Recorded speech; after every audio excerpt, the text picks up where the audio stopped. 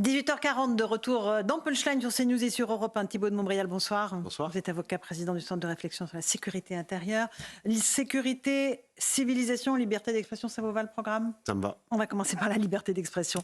Comme vous le savez, le Conseil d'État a demandé à l'Arcom de contrôler plus CNews, tout cela sur la demande de Reporters sans frontières. Christophe Deloire, le président de cette association, a été l'invité hier matin de Pascal Praud.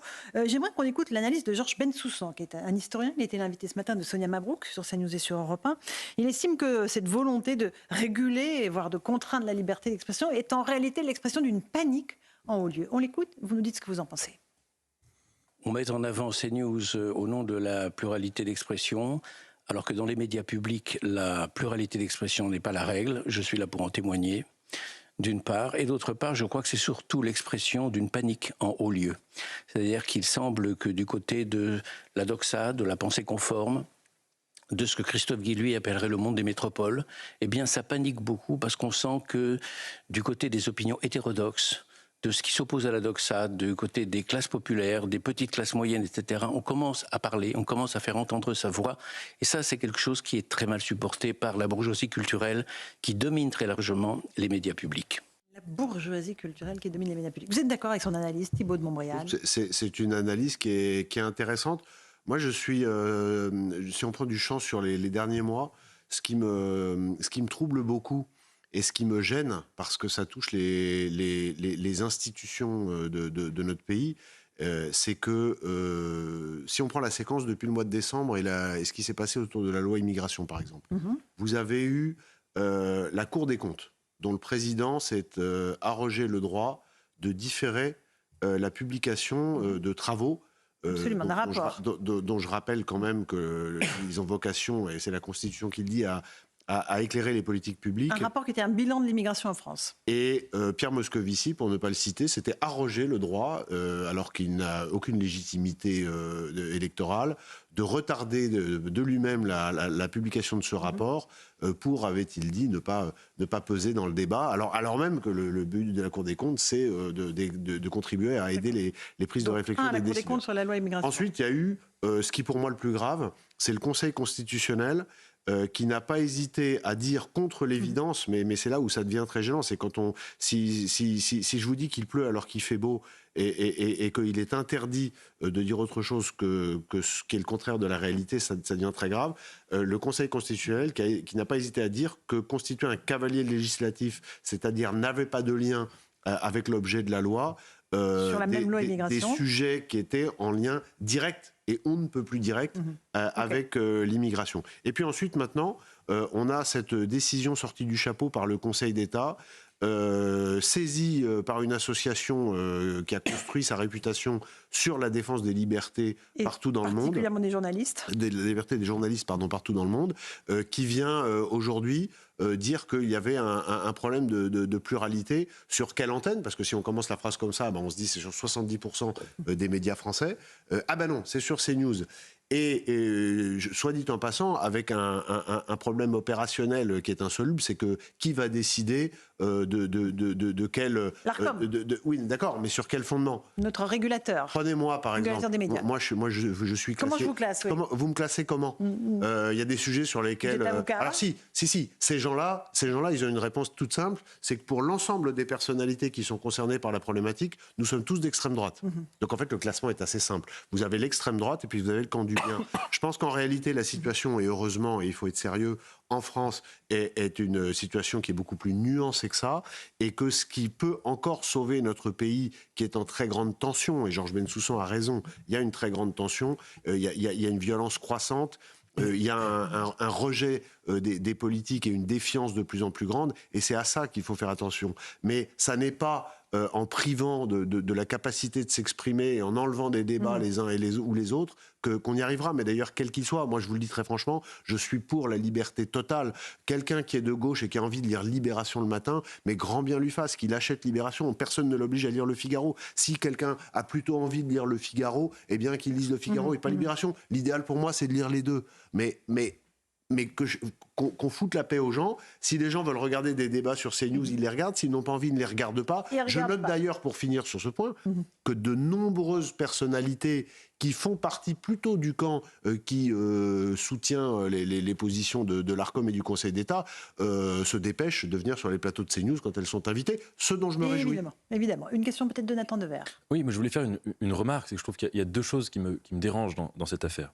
La première, c'est qu'on ait une réflexion globale sur l'état du débat public en France, sur l'état de la parole ou du champ médiatique, disons, en France, audiovisuel. Je trouve ça même plutôt intéressant et louable.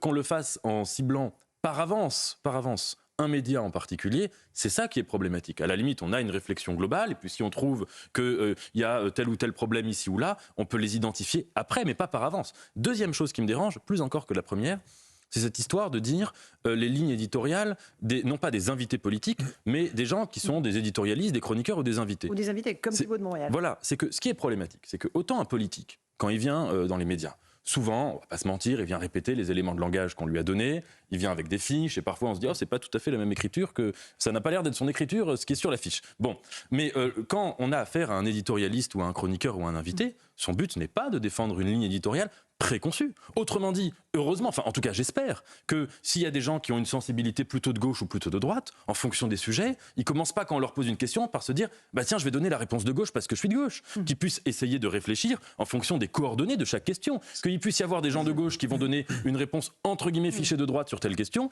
et réciproquement. Et c'est ça que je trouve problématique, c'est d'estimer qu'on va porter un regard essentialisant sur des gens qui sont précisément faits pour essayer d'échapper à l'essentialisation. Évidemment. Thibault de Montréal. Mais d'abord, qu'est-ce que la gauche et qu'est-ce que la droite? Qu'est-ce qu'une sensibilité de gauche sur tel ou tel sujet? Il y a des sujets sur lesquels, y compris les gens qui sont des politiques professionnels, ont des nuances et sont à contre-courant par rapport à des partis, etc. Et encore une fois, heureusement. Donc tout ça est absurde et ça nous ramène à la conclusion de Georges Bensoussan. Je crois, et je le mesure moi sur d'autres sujets qui sont liés à la sécurité, à la différence entre le on et le off, à ce que les gens vous disent quand ils vous voient seul à seul et à ce qu'ils disent quand ils sont sur les plateaux de télévision. Moi je crois qu'il y a une très grosse... Oui, il y a un décalage, pas toujours, mais il y a un décalage et parfois c'est très intéressant parce que il y a des gens par exemple sur la sécurité vont vous dire on est très inquiet pour telle et telle raison, mais ça on peut pas le dire. On ne peut pas dire ça aux gens.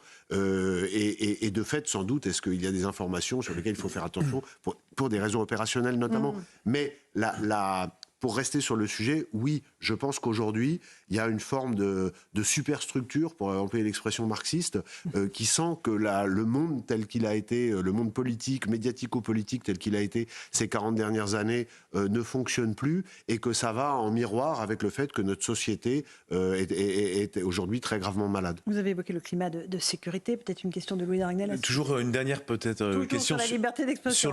Sur le même sujet. Ce qui est assez frappant, c'est que l'Arcom n'a jamais demandé à faire ça, c'est-à-dire à demander un fichage politique des intervenants sur CNews, d'ailleurs sur aucune autre antenne. Et ce qu'on voit, c'est le procédé. C'est-à-dire que RSF, Reporters sans frontières, voyant que l'Arcom ne le faisait pas de lui-même, a demandé à forcer, à pousser le Conseil d'État à rendre une décision juridique. Moi, la question que je voulais vous poser, est-ce qu'il n'y a pas une dérive aussi juridique où on voit que ce que les opposants à la liberté d'expression ne parviennent pas à avoir en convainquant ou en essayant de débattre, et bien maintenant ils essayent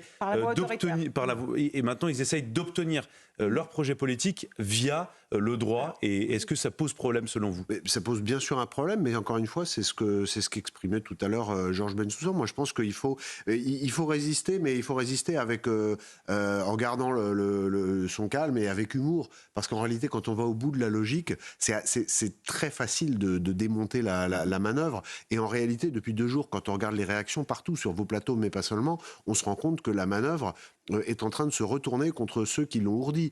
Moi, j'ai été fasciné par l'effondrement en direct de Christophe Deloire hier matin chez Pascal Praud. C'est très rare de voir quelqu'un qui est à l'origine d'un événement d'actualité s'effondrer en direct comme ça a été le cas de Christophe Deloire.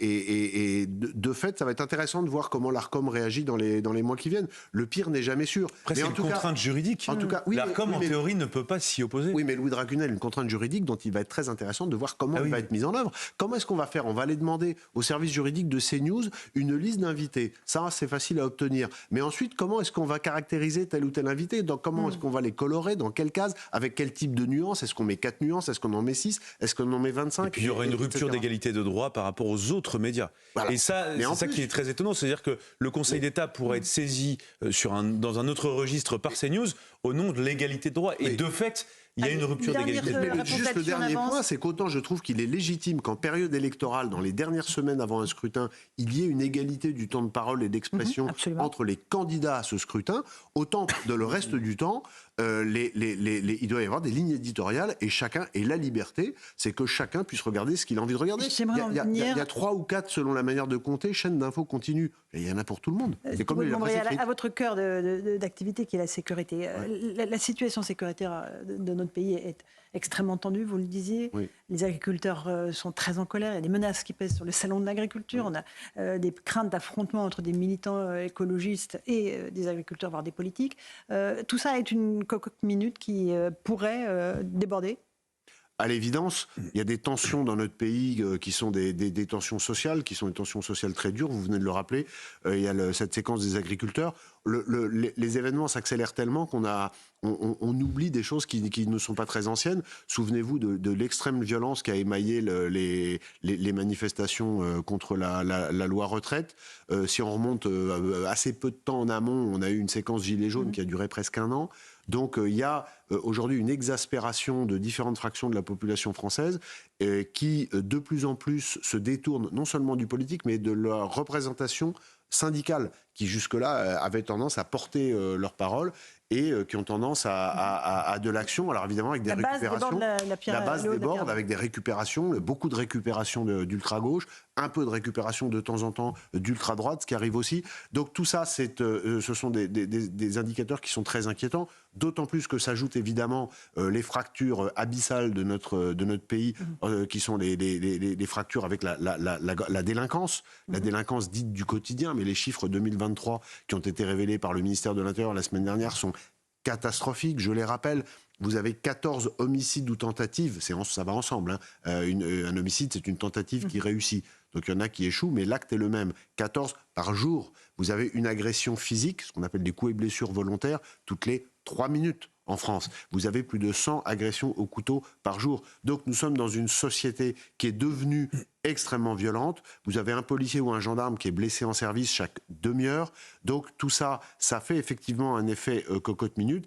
Et j'ajoute que sur le front du terrorisme islamiste, nous avons des très grosses craintes sur les mois qui viennent, parce qu'il y a beaucoup de gens qui sont libérés de prison alors qu'ils avaient été combattre il y a maintenant presque 10 ans en Irak et en Syrie avec Daesh, parce qu'il y a les événements à venir au printemps et l'été prochain, les Jeux Olympiques, mais pas seulement, les 110 jours de parcours de la flamme, 110 jours, hein, tous les jours, pendant 110 jours, les cérémonies officielles des débarquements, les 80 ans du débarquement en Normandie et en Provence, avec des chefs d'État venus du monde entier. Et puis, il ne faut pas oublier que s'ajoutera à ce calendrier déjà chargé, le défilé du 14 juillet, le Tour de France, donc les événements habituels, mais qu'il va falloir sécuriser aussi. Alors, ça n'est pas infaisable, hein, bien sûr, mais c'est source de très grandes tensions et tout peut se dérégler quand même très vite. Bon, très bien. Une question de Louis Dragnel. Oui, dans 9 jours, il y a le salon de l'agriculture, on en parlait tout à l'heure, et dans une note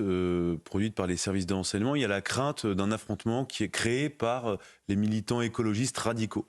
Aujourd'hui, comment est-ce que vous considérez la menace de cette écologie politique un peu anti-tout ?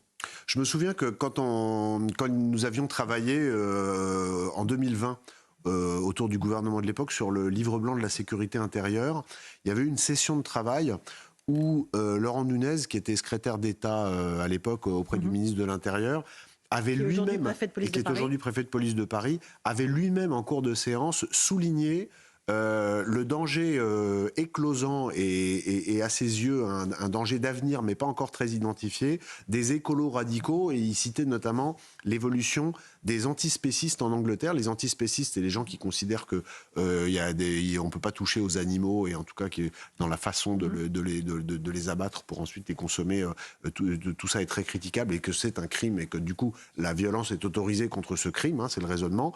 Il rappelait qu'en Angleterre, des antispécistes avaient déjà tué des gens, et il craignait que ce soit le cas bientôt en Europe continentale et notamment en France. Je rappelle qu'une des actions les plus spectaculaires, on oublie vite, hein, mais une des actions les plus spectaculaires qui a été commise ces dernières années, place Beauvau, donc là où il y a le ministère de l'Intérieur et à 100 mètres de l'Élysée, ce sont des antispécistes qui ont fait une véritable opération commando, qui sont arrivés et qui en 10 minutes ont complètement maculé la place Beauvau et les murs du ministère de l'Intérieur avec de la peinture rouge évoquant le sang. Et il faut, les forces de l'ordre ont mis un tout petit peu de temps à réagir. C'était une opération commando coordonnée de façon quasiment militaire. Donc oui, bien sûr, les tensions qui montent de partout font qu'il est à craindre que les uns et les autres viennent utiliser le salon de l'agriculture, qui pour toutes les raisons qu'on connaît va être très scruté, pour régler des comptes et puis surtout pour être vu. Absolument. Thibault de Montbrial, merci beaucoup d'être venu ce soir dans Punchline sur CNews et sur Europe 1. Dans un instant, sur Europe 1, vous aurez le plaisir de retrouver Hélène Zellani, et sur CNews, Christine Kelly pour Face à l'info. Bonne soirée à vous sur nos deux antennes.